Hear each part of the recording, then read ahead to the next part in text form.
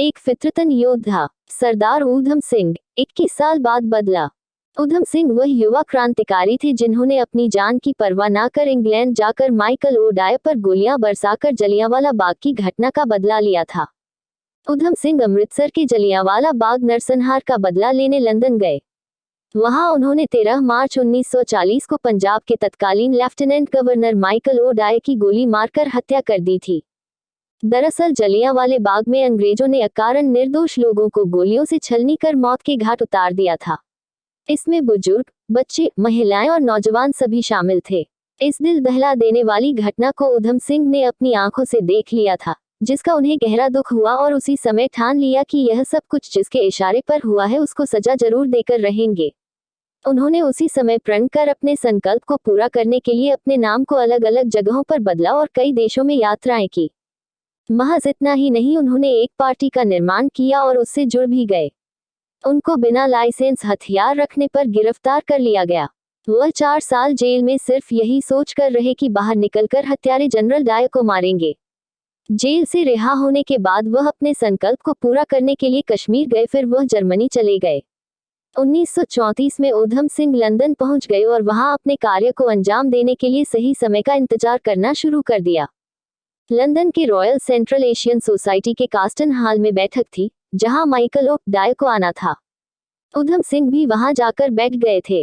जैसे ही वह बैठक में समीप आया, वैसे ही उन्होंने जनरल डायर पर 2 गोलियां चलाई। घटना स्थल पर ही उसकी मृत्यु हो गई और ऊधम सिंह उसी जगह पर शांत खड़े रहे और अपना आत्मसमर्पण कर दिया।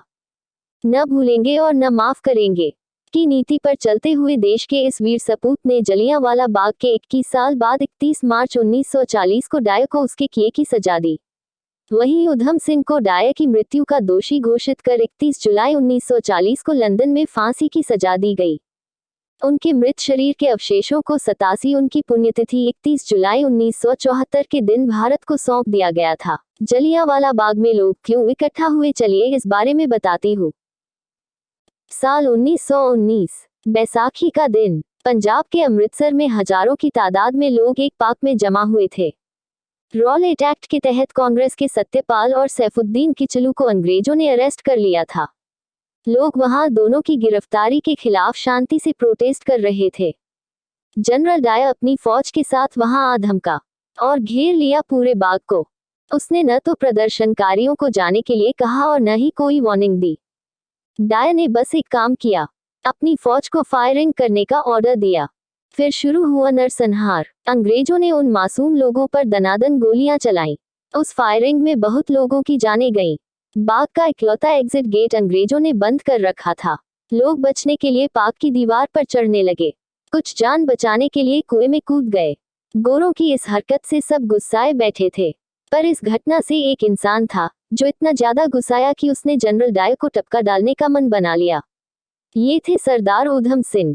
ऊधम सिंह की जिंदगी से जुड़े कुछ किस्सों पर नजर डाल लीजिए। सरदार ऊधम सिंह 26 दिसंबर 1899 को पंजाब के संगरूर जिले के सुनाम गांव में पैदा हुए। पापा सरदार तेहाल सिंह जम्मू उपल्ली गांव में रेलवे चौकीदार थे। पापा ने नाम दिया शेर सिंह। इनके एक भाई भी थे, मुक्ता सिंह। 7 साल की उम्र में ऊधम अनाथ हो गए। पहले माँ चल बसी और उसके 6 साल बाद पिता। माँ बाप के मरने के बाद दोनों को अमृतसर के सेंट्रल खालसा अनाथालय में भेज दिया गया। वहां लोगों ने दोनों भाइयों को नया नाम दिया। शेर सिंह बन गए ऊधम सिंह और मुक्ता सिंह बन गए साधु सिंह। सरदार ऊधम सिंह ने भारतीय समाज की एकता के लिए अपना नाम बदलकर राम मोहम्मद सिंह आजाद रख लिया था, जो भारत के 3 प्रमुख धर्मों का प्रतीक है। साल 1917 में साधु की भी मौत हो गई। 1918 में ऊधम ने मैट्रिक के एग्जाम पास किए। साल 1919 में उन्होंने अनाथालय छोड़ दिया। ऊधम सिंह के सामने ही 13 अप्रैल 1919 को जलियांवाला बाग नरसंहार हुआ था। उन्होंने अपनी आंखों से डायर की करतूत देखी थी। वे गवाह थे उन हजारों भारतीयों की हत्या के, जो जनरल डायर के आदेश पर गोलियों के शिकार हुए थे। यहीं पर ऊधम सिंह ने जलियांवाला बाग की मिट्टी हाथ में लेकर जनरल डायर और तत्कालीन पंजाब के गवर्नर माइकल ओडाय को सबक सिखाने की प्रतिज्ञा ली। इसके बाद वो क्रांतिकारियों के साथ शामिल हो गए। सरदार ऊधम सिंह क्रांतिकारियों से चंदा इकट्ठा कर देश के बाहर चले गए। उन्होंने दक्षिण अफ्रीका, जिम्बाब्वे, ब्राजील और अमेरिका की यात्रा कर क्रांति के लिए खूब सारे पैसे इकट्ठा किए।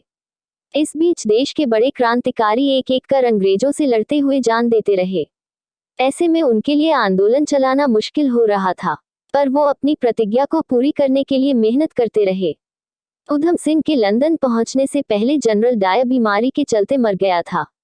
ऐसे में उन्होंने अपना पूरा ध्यान माइकल ओ ड्वायर को मारने पर लगाया और उसे पूरा किया। उधम सिंह को भगत सिंह बहुत पसंद थे। उनके काम से उधम बहुत इम्प्रेस थे। भगत सिंह को वो अपना गुरु मानते थे। साल 1935 में जब वो कश्मीर गए थे, वहां उधम को भगत सिंह के पोर्ट्रेट के साथ देखा गया। इन्हें देशभक्ति गाने गाना बहुत अच्छा लगता था। राम प्रसाद बिस्मिल के भी फैन थे। कुछ महीने कश्मीर में रहने के बाद वो विदेश चले गए। सरदार उधम सिंह जलियांवाला बाग नरसंहार से आक्रोशित थे। जनरल डायर की 1927 में ब्रेन हेमरेज से मौत हो चुकी थी। ऐसे में उधम सिंह के आक्रोश का निशाना बना उस नरसंहार के वक्त पंजाब का गवर्नर रहा माइकल फ्रांसिस ड्वायर, जिसने नरसंहार को उचित ठहराया था। 13 मार्च 1940 को रॉयल सेंट्रल एशियन सोसाइटी की लंदन के काक्सटन हॉल में बैठक थी। वहां माइकल ओ ड्वायर भी स्पीकर्स में से एक था। उधम सिंह उस दिन टाइम से वहां पहुंच गए। अपनी रिवॉल्वर उन्होंने एक मोटी किताब में छिपा रखी थी। पता है कैसे? उन्होंने किताब के पन्नों को रिवॉल्वर की शेप में काट लिया था और बक्से जैसा बनाया था। उससे उनको हथियार छिपाने में आसानी हुई। बैठक के बाद दीवार के पीछे से मोर्चा संभालते हुए उधम सिंह ने माइकल ओ ड्वायर को निशाना बनाया। उधम की चलाई हुई 2 गोलियां ड्वायर को लगी, जिससे उसकी तुरंत मौत हो गई। इसके साथ ही उधम सिंह ने अपनी प्रतिज्ञा पूरी की और दुनिया को संदेश दिया कि अत्याचारियों को भारतीय वीर कभी छोड़ा नहीं करते। उधम सिंह ने वहां से भागने की कोशिश नहीं की और अरेस्ट हो गए। उन पर मुकदमा चला। कोर्ट में पेशी हुई। जज ने सवाल दागा कि वह ड्वायर के अलावा उसके दोस्तों को क्यों नहीं मारा। उधम सिंह ने जवाब दिया कि वहां पर कई औरतें थीं और हमारी संस्कृति में औरतों पर हमला करना पाप है। इसके बाद उधम को शहीद ए आजम की उपाधि दी गई, जो सरदार भगत सिंह को शहादत के बाद मिली थी। 4 जून 1940 को उधम सिंह को हत्या का दोषी ठहराया गया। 31 जुलाई 1940 को उन्हें पेंटनविले जेल में फांसी दे दी गई। इस तरह उधम सिंह भारत की आज़ादी की लड़ाई के इतिहास में अमर हो गए। 1974 में ब्रिटेन ने उनके अवशेष भारत को सौंप दिए। अंग्रेजों को उनके घर में घुसकर मारने का जो काम सरदार उधम सिंह ने किया था, उसकी हर जगह तारीफ हुई। यहाँ तक कि जवाहरलाल नेहरू ने भी इसकी तारीफ की। नेहरू ने कहा कि माइकल ओ ड्वायर की हत्या का अफसोस तो है, पर यह बेहद जरूरी भी था। इस घटना ने देश के अंदर क्रांतिकारी गतिविधियों को एकाएक तेज कर दिया। सरदार उधम सिंह की यह कहानी आंदोलनकारियों को प्रेरणा देती रही। इसके बाद की तमाम घटनाओं को सब जानते हैं। अंग्रेजों को 7 साल के अंदर देश छोड़ना पड़ा और हमारा देश आजाद हो गया। उधम सिंह जीते जी भले आजाद भारत में सांस न ले सके, पर करोड़ों हिंदुस्तानियों के दिल में रहकर वो आजादी को जरूर महसूस कर रहे होंगे। वीडियो देखने के लिए धन्यवाद। कृपया लाइक, शेयर और सब्सक्राइब करें।